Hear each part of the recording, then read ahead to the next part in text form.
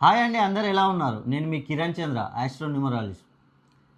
ఈ 2026 పరభావనామ సంవత్సరాన్ని కనుక చూసుకున్నట్లయితే, ఈ సంవత్సరంలో నేను చెప్పే ఈ 5 రాశుల వారు అపర కుబేర్లు కాబోతున్నారు. ఎందుకంటే మిథున రాశి నుండి గురుడు జూన్ 2వ తేదీన కర్కాటక రాశిలోకి స్థానచలనం చేయడం వల్ల ఈ 5 రాశుల వారికి అద్భుతంగా ఉండే అవకాశం ఉంది.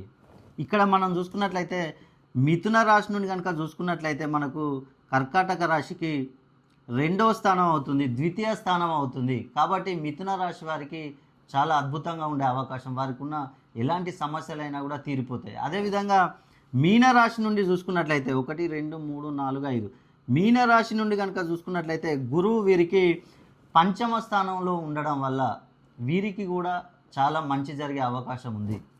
మనం ఇక్కడ చూసుకుంటే మకర రాశి 1, 2, 3, 4, 5, 6, 7 మకర రాశి వారికి సప్తమ స్థానంలో గురువు ఉండడం వల్ల వీరికి కూడా మంచి జరిగే అవకాశం, ఎలాంటి సమస్యలు ఉన్నా కూడా తొలగిపోతాయి.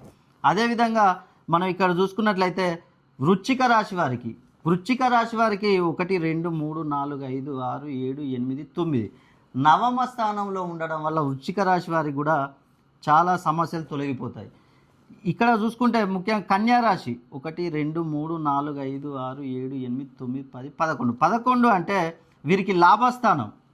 కాబట్టి ఈ 5 రాశుల వారికి ముఖ్యంగా రుణ బాధలు తీరే అవకాశం, అదేవిధంగా నూతనంగా ఏ వ్యాపారం చేసినా కూడా వ్యాపారంలో అభివృద్ధి, వివాహాలు తొందరగా సెటిల్ అవుతాయి, విదేశీయానం చేయాలనుకునే వారికి కూడా అద్భుతంగా ఉండే అవకాశం. కుటుంబ కలహాలతో చాలామంది బాధపడుతూ ఉంటారు, అలాంటి వారికి కుటుంబ సమస్యల నుంచి బయటపడే అవకాశం ఉంది. కాబట్టి నేను చెప్పిన ఈ 5 రాశుల వారికి ఈ సంవత్సరం జూన్ 2 తర్వాత నుండి అద్భుతంగా ఉండే అవకాశం ఉంది. కాబట్టి మీరు ఈ 5 రాశులలో జన్మించి మీకేమైనా సమస్యలు ఉన్నట్లయితే ఒక్కసారి మీరు ఆస్ట్రాలజీ మరి అదేవిధంగా న్యూమరాలజీ 2 పద్ధతుల ద్వారా కనుక మెర్జీ చేసుకొని చూసుకొని మీరు ముందుకెళ్ళినట్లయితే మీకు ఎలాంటి సమస్యలు ఉన్నా కూడా తొలగిపోతాయి.